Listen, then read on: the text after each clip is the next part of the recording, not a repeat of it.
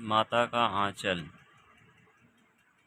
पाठ का नाम शिव और लेखक का नाम है शिव पूजन सहाय। जहाँ लड़कों का संग तहाँ बाजे मृदंग, जहाँ बुढ़ों का संग तहाँ खर्चे का तंग। हमारे पिता तड़के उठकर निबट नहाकर पूजा करने बैठ जाते थे। तड़के मतलब होता है एक तरह का वाद्य यंत्र। तड़के मतलब होता है प्रातः सवेरे उठकर निबट नहाकर पूजा करने बैठ जाते। हम बचपन से ही उनके अंग लग गए थे। माता से केवल दूध पीने तक का नाता था, इसलिए पिता के साथ ही हम भी बाहर की बैठक में ही सोया करते थे। वह अपने साथ ही हमें भी उठाते और एक साथ ही नहला धुला कर पूजा पर बिठा लेते। हम बबूत का तिलक लगा देने के लिए उनको दिक करने लगते थे। कुछ हंसकर, कुछ झुंझलाकर और कुछ डांट कर वह हमारे चौड़े लीलार में त्रिपुंड कर देते थे। हमारे लीलार में भभूत खूब खुलती थी। सिर में लंबी लंबी जटाएं थीं। भभूत रामाने से हम खासे बम भोला बन जाते थे। पिताजी हमें बड़े प्यार से भोलानाथ कहकर पुकारते थे, पर असल में हमारा नाम ताकेश्वर नाथ। हम भी उनको बाबूजी कहकर पुकारा करते थे और माता को मैया। इसमें है जो 3 नाम आ गए, बम भोला, भोलानाथ, ताकेश्वर नाथ। ये चीज़ें याद रखने की हैं। जब बाबूजी रामायण का पाठ करते तब हम उनकी बगल में ही बैठे बैठे आईने में अपना मुंह निहारा करते थे। जब वह हमारी ओर देखते तब हम कुछ लजाकर और मुस्कुराकर आईना नीचे रख देते। वह भी मुस्कुरा पड़ते थे। पूजा पाठ कर चुकने के बाद वह राम राम लिखने लगते। अपनी एक रामनामी बही पर 1000 राम नाम लिखकर वो उसे पाठ करने की पोथी के साथ बांधकर रख देते। फिर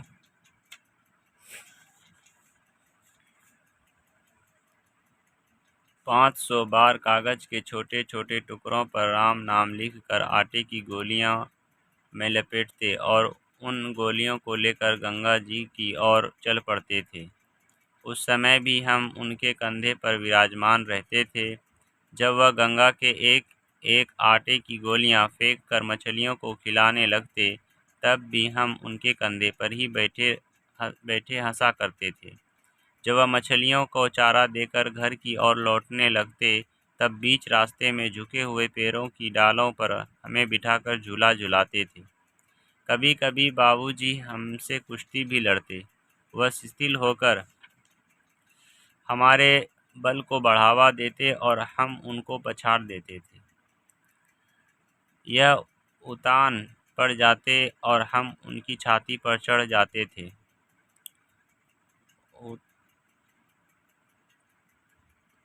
उतान उतान के माने होते हैं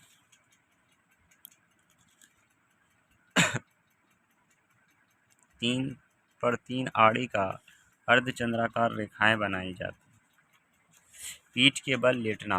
उतान का मतलब होता है पीठ के बल लेटना। पड़ जाते और हम उनकी छाती पर चढ़ जाते थे। जब हम उनकी लंबी लंबी मूछें उखाड़ने लगते तब वह हंसते हंसते हमारे हाथों को मूछों को छुड़ाकर उन्हें चूम लेते थे। फिर जब हमें खट्टा और मीठा चुम्मा मांगते, तब हम बारी बारी कर अपना बायां और दाहिना गाल उनके मुंह की ओर फेर देते थे। बाएं का खट्टा चुम्मा लेकर वह दाहिने का मीठा चुम्मा लेने लगते और अपनी दाढ़ी या मूछ हमारे कोमल गालों पर गड़ा देते थे। हम झुंझला कर फिर उनकी मूछें नोचने लग जाते थे। इस पर वह बनावटी रोना रोने लगते और हम अलग खड़े खड़े खिलखिलाकर हंसने लग जाते थे। उनके साथ हंसते हंसते जब हम घर आते, तब उनके साथ ही हम भी चौके पर खाने बैठ जाते। हमें अपने ही हाथ से फूल के एक कटोरे में गोरस और भात सान कर खिलाते थे। जब हम खाकर अफर, अफर का माने होता है भर पेट से अधिक खा लेना जाते, तब मैया थोड़ा और खिलाने के लिए हठ करती थी। वह बाबूजी से कहने लगती, आप तो चार चार दाने के कोर बच्चे के मुंह में देते जाते हैं। इससे वह थोड़ा खाने पर भी समझ लेता है कि हम बहुत खा गए, अब खिलाने का ढंग नहीं जानते। बच्चों को भरमुंह कौर खिलाना चाहिए। भरमुंह कौर यानी पूरा मुंह भरकर। जब खाएगा बड़े बड़े कौर, तब पाएगा दुनिया का ठौर। ठौर के माने होते हैं स्थान, अवसर। ऐसे गांव में हमें बताया, जब खाएगा बड़े बड़े कौर, तब पाएगा बड़े बड़े दौर। ठौर सही लफ्ज़ है ना।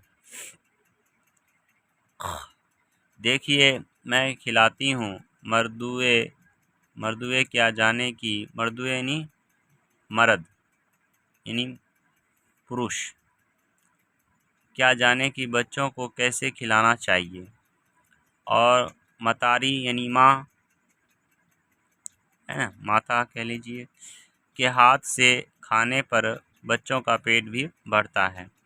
यह कह वह थाली में दही भात शांति और अलग अलग तोता मैना कबूतर हंस मोर आदि के बनावटी नाम से कौर बनाकर यह कहते हुए खिलाती जाती कि जल्दी खा लो नहीं तो उड़ जाएंगे।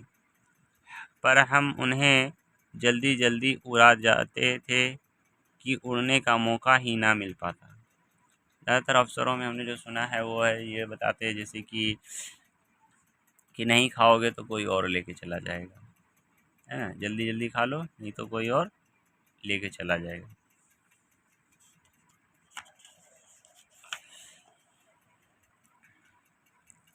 जब हम सब बनावटी चिड़ियों को चट कर जाते थे, तब बाबूजी कहने लगते, अच्छा अब तुम राजा हो, जाओ खेलो। बस हम उठकर उछलने कूदने लगते थे। फिर रस्सी में बांधा हुआ काठ का घोड़ा लेकर नंग धरंग बाहर गली में निकल जाते थे। जब कभी मैया हमें अचानक पकड़ पाती, तब हमारे लाख झटपटाने पर भी एक चुल्लू कड़वा तेल हमारे सिर पर डाल ही देती थी। हम रोने लगते और बाबूजी उस पर बिगड़ खड़े होते, पर वह हमारे सिर में तेल बोथ कर हमें उबट कर ही छोड़ती थी। ऐसे मानना था कि सर में तेल डालने से जैसे कि ये जो सर है जो ठंडा रहता है, इस वजह से। फिर हमारी नाभि और लिलार में कागज़ की बिंदी लगाकर छोटी चूंटी गूंथती और उसमें फूलदार लट्टू बांधकर रंगीन कुर्ता टोपी पहना देती थी। हम खासे कन्हैया बनकर बाबूजी की गोद में सिसकते सिसकते बाहर आते थे। बाहर आते ही हमारी बाट जोहने वाला बालकों का एक झुंड मिल जाता। हम उन खेल के साथियों को देखते ही सिसकना भूलकर बाबूजी की गोद से उतर पड़ते और हम जोलियों के दल में मिलकर तमाशे करने लग जाते थे। तमाशे भी ऐसे वैसे नहीं, तरह तरह के नाटक। चबूतरे का एक कोना ही नाटक घर बनाता था। बाबूजी छोटी चौकी पर बैठकर नहाते थे, वह रंगमंच बनती।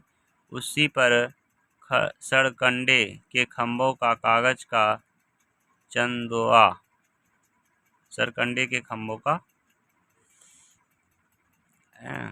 तान कर मिठाई की दुकान लगाई जाती। उसमें चिलम के खोंचे पर कपड़े के थालों में ढेले के लड्डू, पत्तियों की पूरी, कचौड़ियाँ, गीली मिट्टी की जलेबियाँ, फूटे घड़े में टुकड़ों के बतासे आदि मिठाइयाँ सजाई जाती। ठीकरों के बटखरे और जस्ते के छोटे छोटे टुकड़ों के पैसे बनते। हमी लोग खरीद कर और हमी लोग दुकानदार बाबूजी भी 2-4 गोरखपुरिये पैसे खरीद लेते थे। थोड़ी देर में मिठाई की दुकान बढ़कर हम लोग घरौंदा बनाते थे।